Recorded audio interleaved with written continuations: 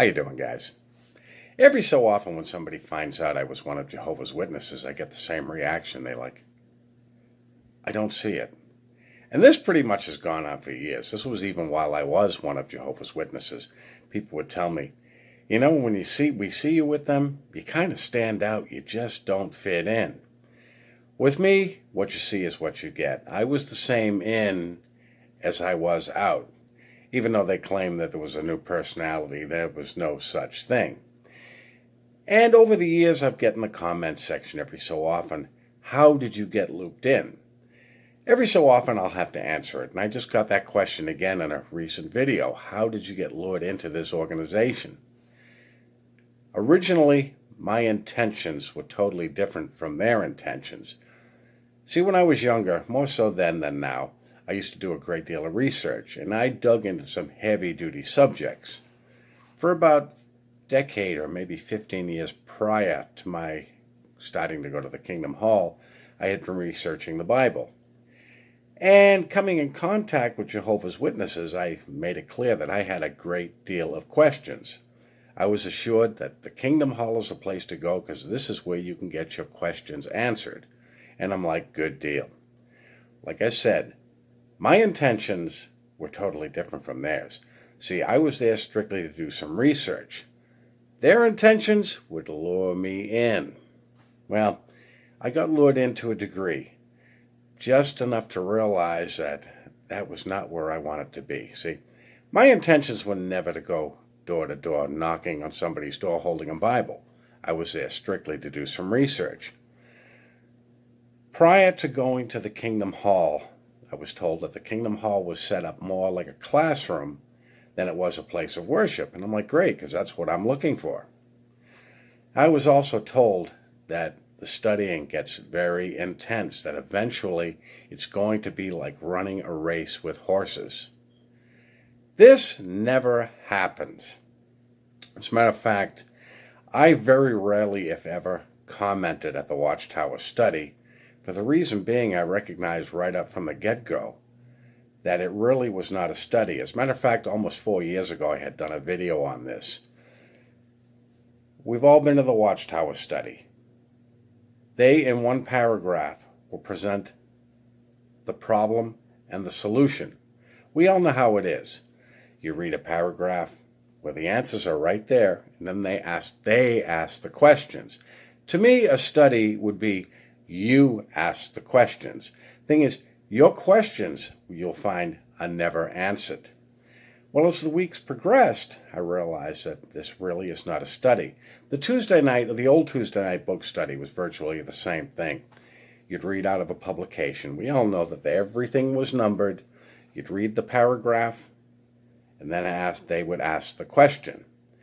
You could never deviate from what was in the paragraph. As a matter of fact, on rare occasion, if there was a visitor at a Watchtower study and they asked a question, they would either comment that had nothing to do with the paragraph and totally throw the whole thing off. We all know that the Watchtower study is on a schedule.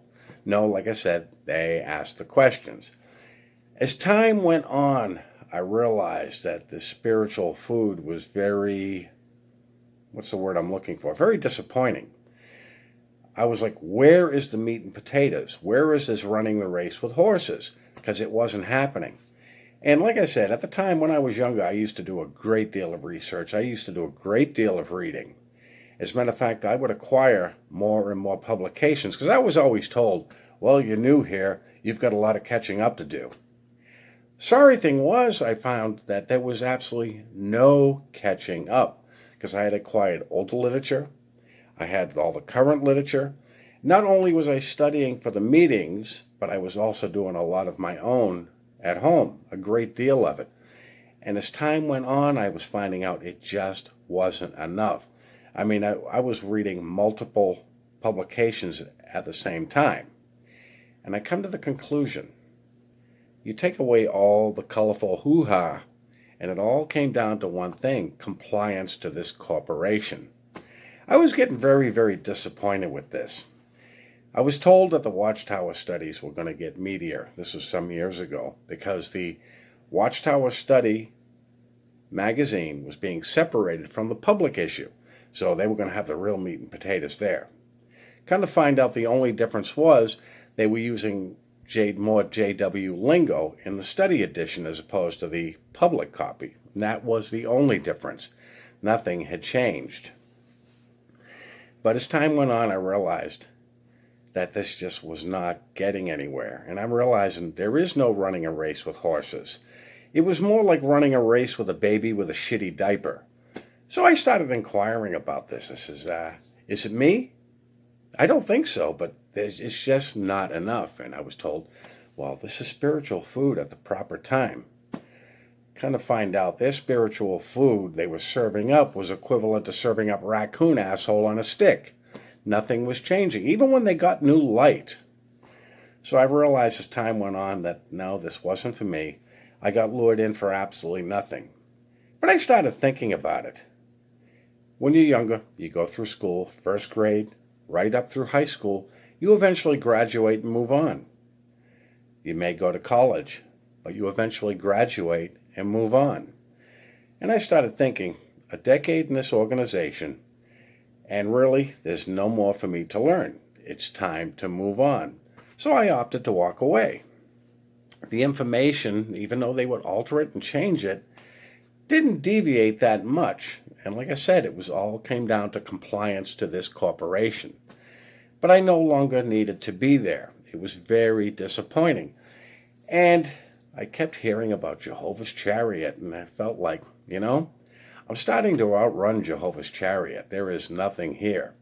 Even talking to Jehovah's Witnesses, the average indoctrinated JW, when you get into a conversation with them, you find out how very little they know, because their conversation is simply quoting articles, magazines, the concordance. They do not think for themselves.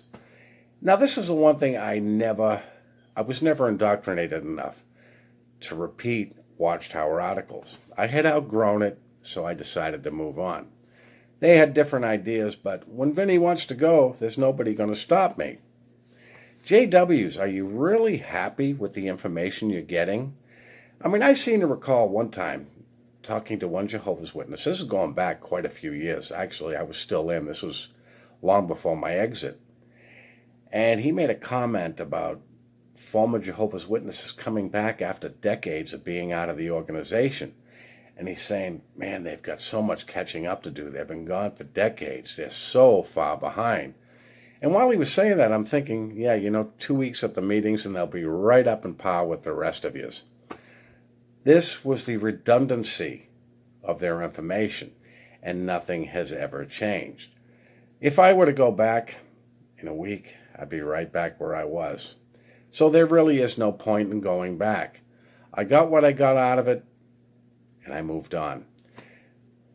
I was told at one point that any JW that leaves, all they learned, all the information they learned over the years will just pop out of their head and they'll forget it all. I wish, because everything that I learned in the Kingdom Hall is all still there.